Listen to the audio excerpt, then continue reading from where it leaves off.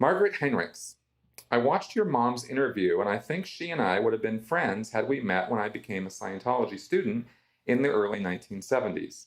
So much of her viewpoint on the missions, tech, and ethics is very real.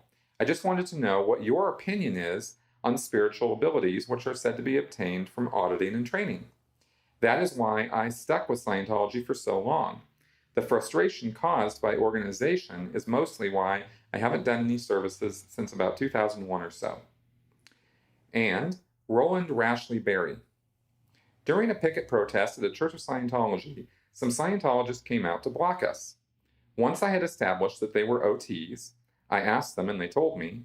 I asked them if they had real OT powers. Of course, they said they did. So I consulted with the other picketers and asked them if they were willing to call off the picket for that day if one of these OTs could demonstrate clear OT powers in the form of levitating a penny off the palm of my hand using thought alone. Do you know they actually tried? Can you imagine it? Adults thinking they could perhaps lift a penny with their thoughts. Chris, are Scientologists really that delusional? Well, apparently some of them are. In all the years that I was in Scientology, we would see or hear or read Hubbard's works where he would talk about telekinesis and things like this and sort of have this sort of dreamy idea that wouldn't that be awesome if we, could use the force, and that sort of thing. But nobody that I knew really took that seriously, like we were really going to manifest those kind of powers. So the idea that some people in Scientology do think that that's what's going to happen, well, doesn't surprise me particularly because believe me, there are all kinds in Scientology. There are people who come in and they start hearing about, intergalactic civilizations and past lives and stuff, and they just eat that stuff up. They just love it. And there's other people who come into Scientology and they could care less about any of that. They just want to have a better life. And they want to be calmer and more stable and more secure, and they want to spiritually feel that that they're on top of things, right? And if they have to go through, intergalactic civilizations and Xenu in order to get there, then they sort of put up with it. But that's not really what they're all about. And you get every level of person in between those two kind of, extremes. Most kind of it's somewhere in the middle. So. Do people believe that those things are going to happen? Yeah, some do. For me, and I'll just talk about me for a second now with this, I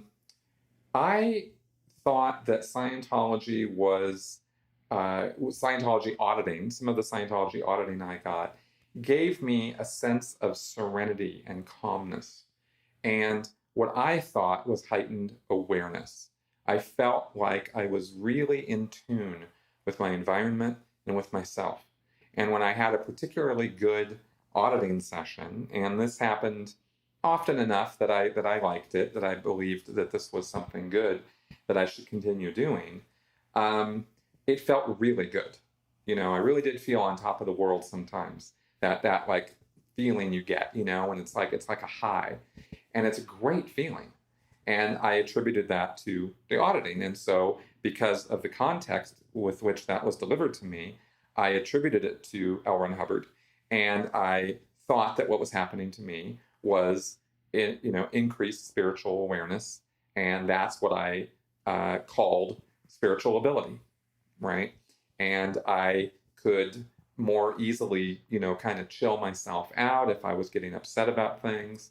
I could sort of, feel also that I understood other people better, and that because I understood other people better, that I could get along with them more easily. I could tolerate things more easily. I didn't get so rattled or upset by things as easily. Those were the things that auditing gave to me, or that I attributed to the auditing that I got. And it's a little hard to say in hindsight how much of this fed itself too, right? Because I think that at this point now, what I would say about it is that that calmness, that serenity, that increased perception and ability and whatnot is always in you, right? Is always latent in you, and you just got to bring it out. You just have to decide. and or do something to get there. I mean, some people run, some people take hikes, or bike ride or race cars or do various things to get the endorphins going and get that high and feel that spiritual rush, you know. And for Scientologists, that mostly that translates into getting auditing. So I think that that feeling that I got from auditing could have been and can be still gotten from other things. So I'm not saying that the auditing was uniquely responsible for this, if that makes sense. But that to me was the spiritual aspect or component of Scientology, because that was my subjective reality of it. And I wanted more of that. I thought if I could feel that way all the time, that would be really nice. If I could tolerate anybody doing anything ever, I mean, that would be kind of nice, right? Not that I'm like a holy, I'm not afraid of people. I'm not intolerant of people, but you know how people can get on your nerves sometimes, or you get in fights with people and stuff like that. I would get to a place that I'm talking about here where that didn't happen so easily, and I liked that. I thought that was really good, So I wanted more of that. That to me was what auditing was providing, and of course the memories that would come up in auditing of earlier than this life matters and things millions of years ago and stuff like that, which I now chalk up to imagination more so than I was really recalling past lives.